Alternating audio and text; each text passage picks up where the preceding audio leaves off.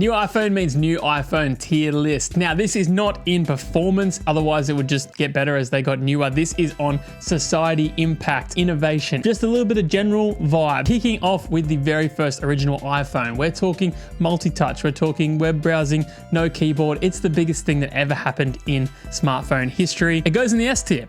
It's that easy. It's that simple. The iPhone 3G, the innovation was somewhat significant, but it did become the kind of more non-commercially available one. This was the very first iPhone that I ever had was a 3G, maybe a 3GS. We have to put it in A tier. This was, for a lot of people, the real actual first iPhone.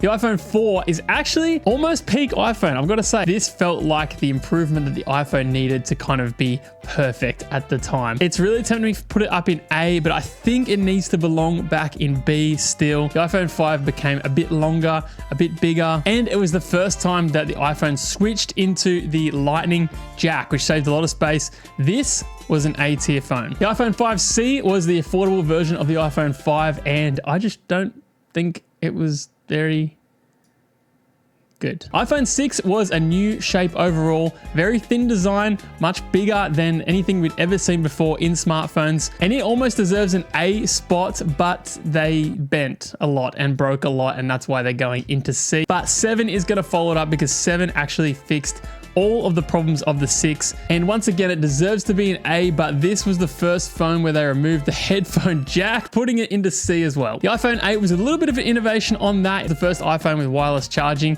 and it had a glass back on it. I'll put it in B tier. iPhone X, now this was probably the first time that we saw a huge shakeup in innovation since the very first one. The iPhone X doesn't have the home button on it. It was full screen. It did introduce the notch, but I still think that this was one of the biggest shakeups in iPhone history. iPhone X goes into S tier. iPhone XR, on the other hand, was the affordable version of the X.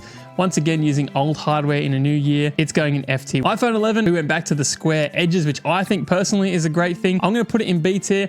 Nothing wrong with it at all. I think a lot of people hold the iPhone 11 very close to their hearts as probably peak iPhone as far as popularity goes. iPhone 12, I am very tempted to put it down into C, but because it was the first ever iPhone with MagSafe, I'm willing to put it up into B as well. 13, 14, and 15 all go into C tier because small steps of progress. Okay, fine. I put the iPhone 15 into A tier because it was the first iPhone to have USB-C, thank goodness, and they put the titanium edges on. The 16 being not that much better, a small performance bump, we're gonna put it in the C tier as well. The iPhone 17, the brand new one that's just come out, is a performance bump, but they've gone from titanium back to aluminium and they've increased the size of the camera bump on it. I'm gonna put it into B tier. Time will tell. Appreciate you guys so much. Click the subscribe button. Let me know in the comments what you think. I wanna hear your takes.